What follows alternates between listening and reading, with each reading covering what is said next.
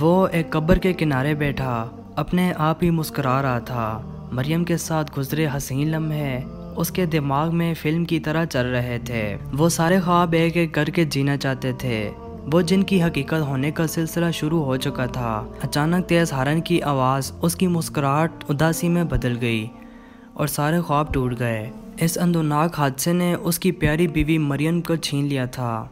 اس کی شادی کو صرف 7 ماہ ہوئے تھے اور مریم کی عمر صرف 22 سال تھی۔ آج مریم کی قبر پر بیٹھا اس کی یادوں کو فل میں پوسٹ کر رہا تھا۔ تم ابھی صرف 25 سال کی ہو، ساری زندگی پڑی ہے تمہارے آگے۔ کب تک مریم کی یاد میں اکیلے رہو گے؟ اور تمہارے اس اکیلے پن کو دیکھ کر مریم خوش ہوگی کیا؟ میری بات مانو، شادی کے لیے ہاں کر دو۔ اس کی ماں اس کی دوسری شادی کروانا چاہتی تھی۔ میں ابھی ذہنی طور پر تیار نہیں ہوں۔ اس نے کہا آپ ہیرا کی شادی کی فکر کریں، اس کے بعد میں بھی مان جاؤں گا۔ ہیرا اس کی چھوٹی بہن کا نام تھا۔ بیٹے کی بات سننے ہی ماں نے ہیرا کے رشتے دیکھنے شروع کر دیے۔ جلدی ہی ایک بہت اچھے خاندان میں اچھی طرح چھان بین کے بعد شادی کر دی گئی۔ اب ماں نے اس سے 2 بار شادی کی بات چھیڑی۔ وہ مان تو گیا، پر اس نے ایک شرط رکھ دی کہ کسی طلاق یافتہ لڑکی سے شادی کرے گا تاکہ کسی بے رنگ زندگی میں رنگ بھر سکے۔ اور شرط سنتے ہی اس کی ماں کا رنگ گھیر ہو گیا اور غصے سے لال پیلی ہو گئی۔ میں کسی آوارہ بدکار لڑکی کو اپنی بہو بناؤں گی؟ بھلا شریف لڑکی کو طلاق ہوتی ہے کیا؟ طلاق تو تیز تراز اور آوارہ لڑکیوں کو ہوتی ہے۔ میں ہرگز کسی طلاق یافتہ گھر نہیں جاؤں گی۔ اب تو ماں بیٹے میں اسی بات پر انبن رہنے لگی۔ وہ اپنی ماں کو سمجھاتا کہ ہمیشہ برائی لڑکیوں میں ہی نہیں ہوتی، لڑکے بھی خراب ہو سکتے ہیں۔ اسی انبن میں 18 مہینے کا عرصہ گزر گیا۔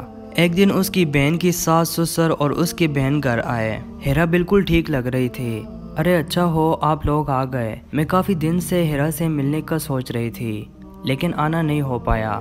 ہیرا کی ماں نے کہا۔ اب سب کمرے میں موجود تھے۔ ہیرا کے سسر بولے مجھے سمجھ نہیں آ رہا آپ لوگوں سے کیسے کہوں۔ دیکھیے بہن، ہیرا بہت اچھی لڑکی ہے، ہمیں اس سے کوئی شکایت نہیں، لیکن اب ہمارا بیٹا شاید اس قابل نہیں رہا۔ شادی کے کچھ مہینوں بعد سے میرا بیٹا نہ جانے کن لوگوں کے ساتھ بیٹھنے لگا۔ وہ نشے کا عادی بن چکا ہے، شراب نوشی بھی کرتا ہے اور پہلے تو صرف لڑائی جھگڑا کرتا تھا، اب ہیرا پر ہاتھ بھی اٹھانے لگا ہے۔ اسی وجہ سے ہم نے اسے گھر سے نکال دیا ہے اور بہت سوچ بچار کے بعد ہم نے یہ فیصلہ کیا ہے کہ آپ کی بیٹی کی زندگی خراب نہ کی جائے۔ اسے ہم اپنے بیٹے سے طلاق دلوائیں گے اور خود اس کی شادی کسی دوسری جگہ کروائیں گے۔ ہم اپنے بیٹے کی وجہ سے بہت شرمندہ ہیں اور ہیرا کو اپنی بیٹی کی طرح کسی اور کے ساتھ رخصت کریں گے۔ اور وہ بولتے گئے اور اس کی ماں سکتے سی حالت میں بیٹھی سنتی رہی اور آنسو بہاتی رہی۔ اب اس کی بیٹی بھی طلاق یافتہ تھی اور طلاق یافتہ لڑکیوں کے لیے اس نے جو الفاظ ادا کیے تھے وہ اس کے کانوں میں گونج رہے تھے۔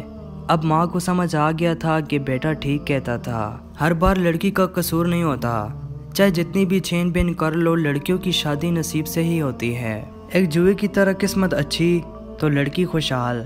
طلاق یافتہ ہونا کوئی برائی نہیں، یہ تو قسمت کے کھیل ہیں۔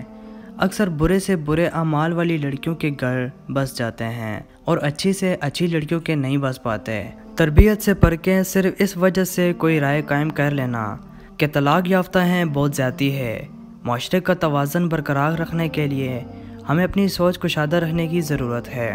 طلاق یافتہ لڑکیوں کی دوبارہ شادی ہونے سے معاشرہ بے رواداری سے بچے گا۔ مزید اسلامک سٹوری سننے کے لیے ہمارے اس چینل کو ضرور سبسکرائب کریں اور ساتھ میں دیے گئے بیل پر کلک کریں۔